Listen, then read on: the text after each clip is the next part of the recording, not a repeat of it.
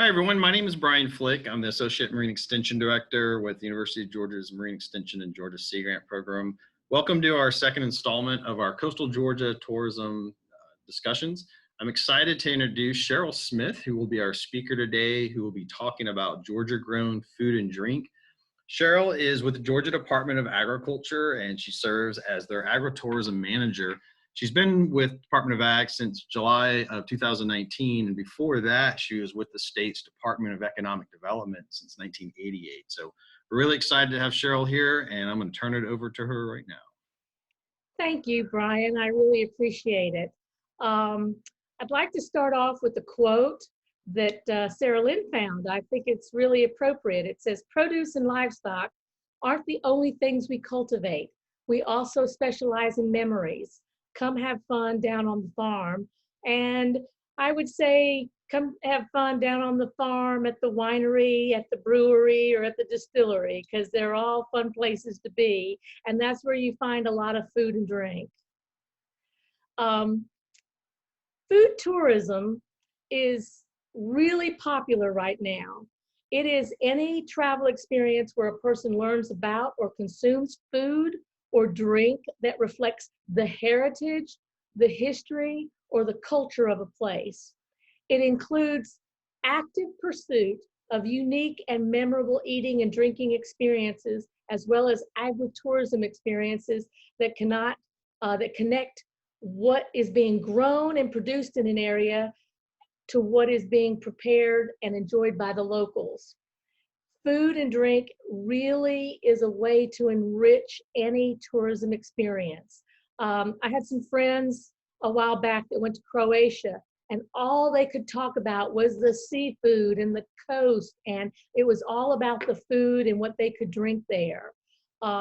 Food tourism development, it's a process by which a destination will maximize the economic potential of its local food system through tourism-related activities. This is really evident on the coast, where people think about the coast and seafood, fish, shellfish, and food that comes from the ocean.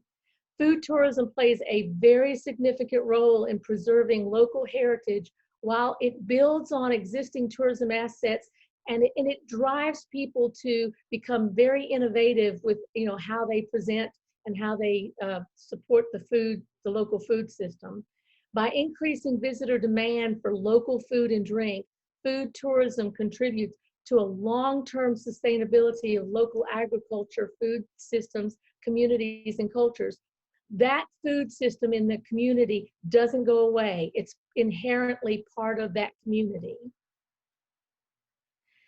This is what they call a food tourism industry cluster. It kind of brings together all those aspects that create food and drink tourism. More and more people are looking for locally sourced food, including fresh fruits, produce, meat, dairy, gourmet foods such as oils and nuts. I don't know how many times I've driven past Mountain Fresh Creamery up in North Hall County, and it's just packed, and people are standing outside their ice cream silo to get ice cream. Farm-to-table restaurants are becoming more and more popular, especially as people become more aware of where their food comes from, and they want that fresh local food. And a lot of times the restaurants will identify where the food is coming from, which farms in the local area, which connects someone at the restaurant to the farm, even though they're not visiting that farm. Farm markets and farmers markets enhance the food buying experience. People go to the farmers market and they're more connected to the food when they can actually purchase it from the farmer. Farm activities draw visitors to the farm, where they can learn and experience where their food comes from and the importance of buying local. This is just a diagram of the food tourism value chain. Everything in tourism is connected to the growers, the producers, and the suppliers. You can see all the various aspects of tourism that is connected to agriculture. I'm going to talk about wineries, breweries, and distilleries. Currently, and these are approximate numbers, they're not exact. There's about 100 wineries and meaderies. And a lot of people say, well, what is a meadery? Well, a meadery is a place where they produce mead, which is really wine made from honey. We have about 180 breweries, about 31 distilleries, and 4 cideries. Cider is a real popular drink and is available a lot of times. The brewers, the master brewers, make cider as well. There's been a tremendous growth of wineries over the past 5 to 10 years, and it continues to grow every single year. Recently, several years ago, there was legislation to fund a UGA viticulturist, and that has really been a wonderful asset to the state of Georgia and the wineries. There's been a statewide organization formed. It's the Georgia Wine Producers, and they are the repository of a statewide group of wineries and vineyards and people even associated with the wine industry. Georgians are discovering that Georgia has good wine. And I once had a winemaker say, there is no good wine, there is no bad wine, there's just wine you like and wine you don't. And that I find is very true, because everybody has a different taste, and so their taste in wine is going to be different. Many wineries, I will tell you that many wineries reported a higher than normal sales during the pandemic months than previous years during those same months. And it was because the wineries were very innovative about what they did and how they delivered their product.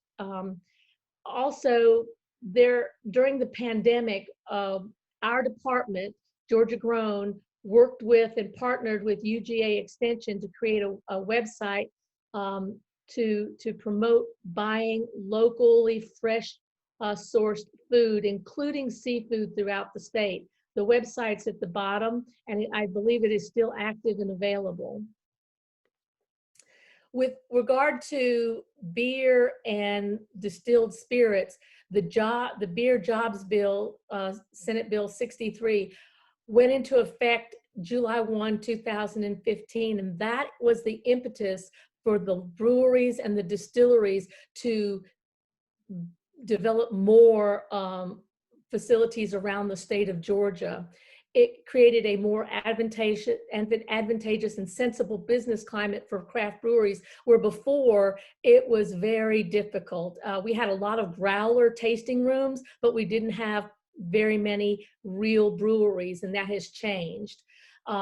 Instead of having to sell a tour, they sell tours and commemorative glasses, but now you can go and buy a glass of beer and enjoy the atmosphere now, and you don't have to buy a commemorative glass or to buy a tour.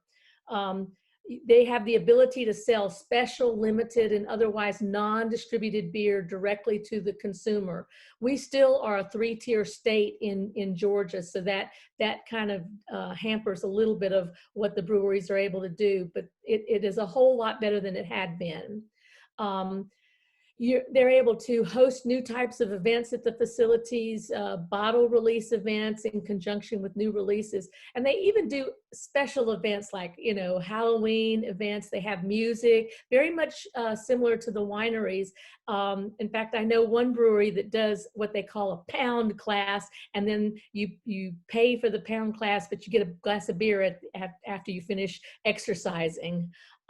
Food trucks are now allowed to partner with breweries directly. They can park in their parking lots and sell food, which is really good, because you don't want people going to a brewery and just consuming beer. It's really nice to have food. And generally, the food trucks are a cool way to showcase a lot of different kinds of local foods. There's some really wonderful chefs that work out of food trucks.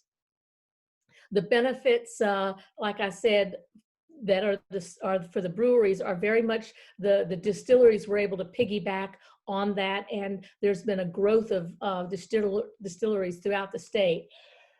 Excuse me. Georgia Grown, that is a marketing and economic development program at the Department of Agriculture to aid our agricultural members by bringing together producers, processors, suppliers, distributors, retailers, agritourism sites, and consumers in a powerful community. And that's georgiagrown.com. And we have a lot of programs and services. The goal of the program is to increase economic development. We want to help Georgia grow the agricultural aspect of the state. Nutrition and wellness, we strive to improve the well-being of Georgians by increasing the consumption of fruits, vegetables, and locally produced food. Environmental, our high-quality products start locally using the best growing practices and production techniques. There's always some kind of educational and informative resource for our agricultural folks to improve what they produce and how they get it to the consumer. One Georgia, the gap between rural and urban Georgia is bridged, we think, by Georgia Grown, and this brings people who want to experience what is grown on the farm locally in Georgia to their tables. Okay, people say, well, who joins Georgia Grown?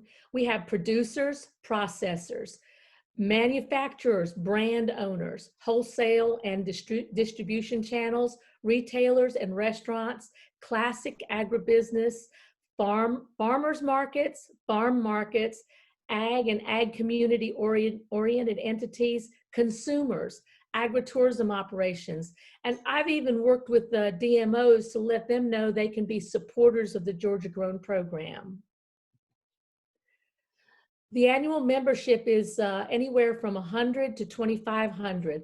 All membership funds stay within the program. Use of the Georgia Grown logo on packaging and marketing materials is probably our biggest asset to being a member.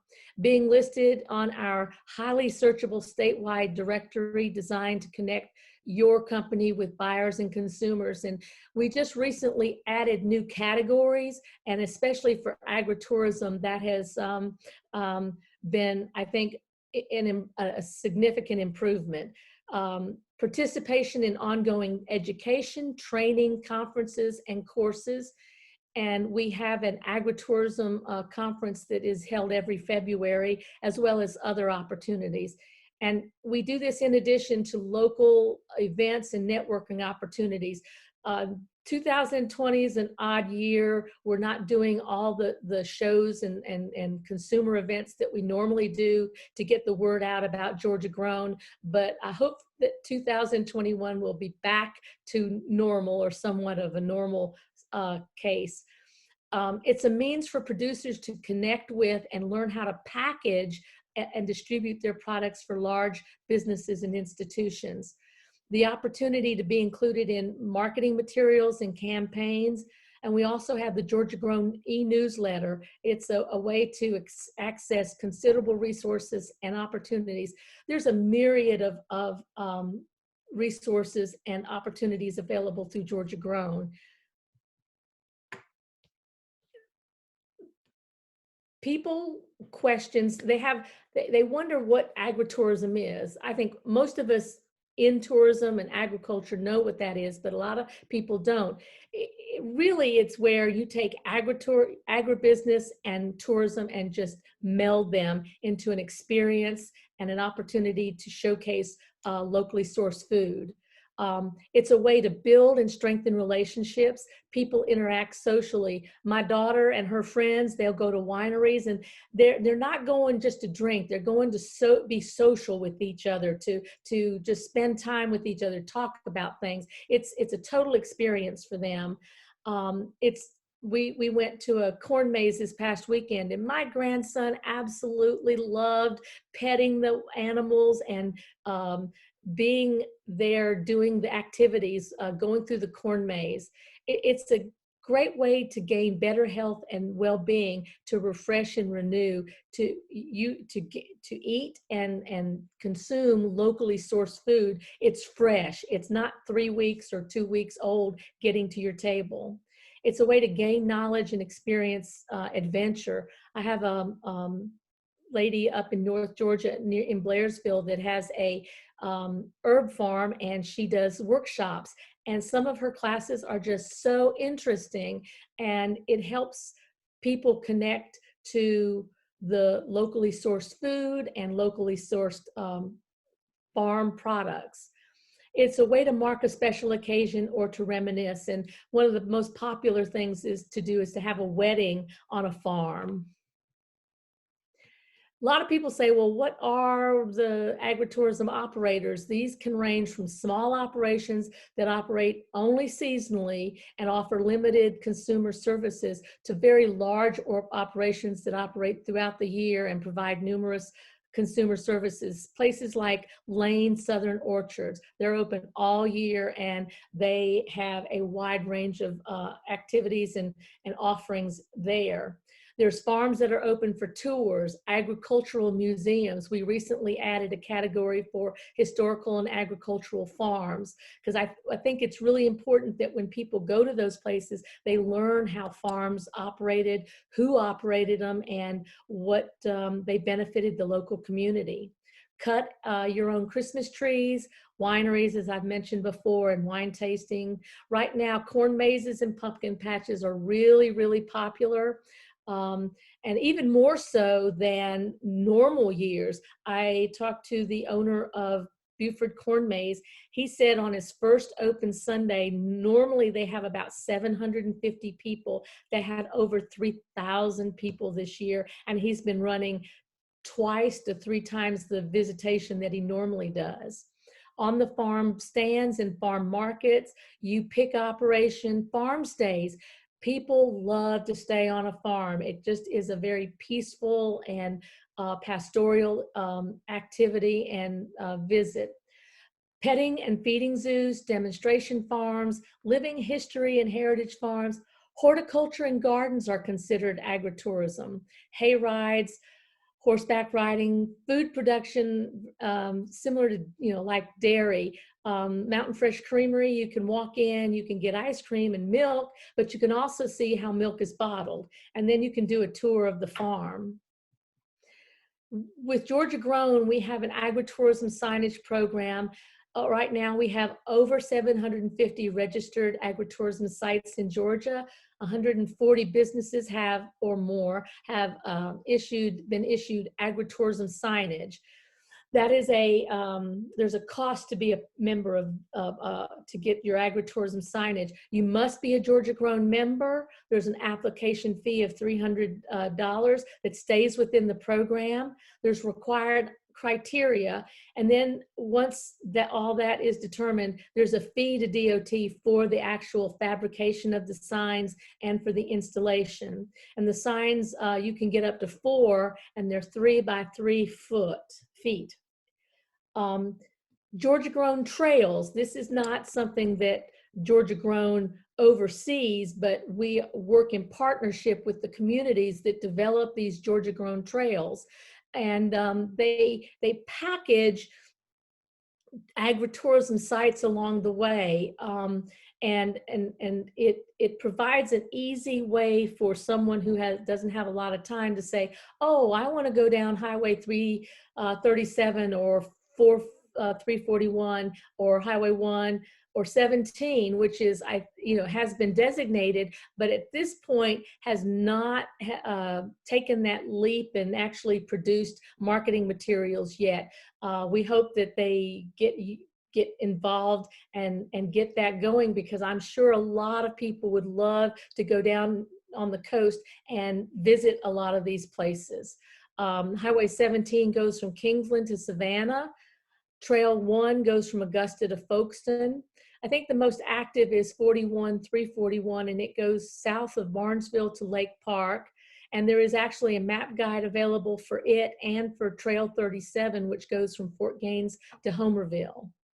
And LEM, which is the company that works with the trails, promotes them, has recently developed a Georgia Grown Trails app, and it's available on Android and iPhone. And it's really cool. It's agritourism in your palm of your hand. We have a lot of resources. Over the years, I've worked as a tourism project manager for the Department of Economic Development. I worked with a lot of farms and agricultural entities, and I created, I collected a lot of resources. And these are just some of the resources that we have. Probably the one that is like the best publication is Georgia Agritourism 101. It's a complete resource guide to understanding agritourism and developing an agritourism attraction. We also have, and this was developed by the Georgia Agritourism Association, which does not exist any longer, but it's a great resource. And they also have a customer service guide that they created, and it's really a good piece too. We have activity sheets for kids. We have a community Facebook, a Georgia Grown Community Facebook page, and a Georgia Agritourism Operators Facebook page. These are sites that that people can connect with other operators to find out, well, if I have I'm looking for a 4-inch tall bottle with corks or screws that I can put my honey in. And so they can ask other operators where they get theirs. It's a forum for information and resource exchange, really good sites. And then of course, we've got a lot of other resources, but all you have to do is contact me and I'll be glad to share any of that with you. And so I'd like to leave you with this quote from Kim Cisco. She's the president of NAFTA, or NAFDMA, which is, I wish it was shorter, but it's not. It's the North American Farm Destination Marketing Association. Very, very good organization. She says the trends of visiting and vacationing on farms, it has been strongly observed more in states and counties that have fewer restrictions and loosened their lockdowns.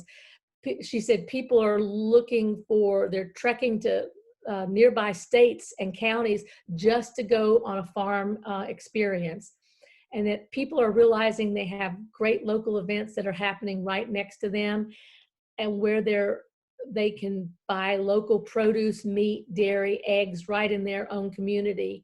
In fact, the herb farm, I think I mentioned earlier, she does the workshops, but people have been saying, well, we want eggs. So she's getting chickens and she's going to start supplying eggs.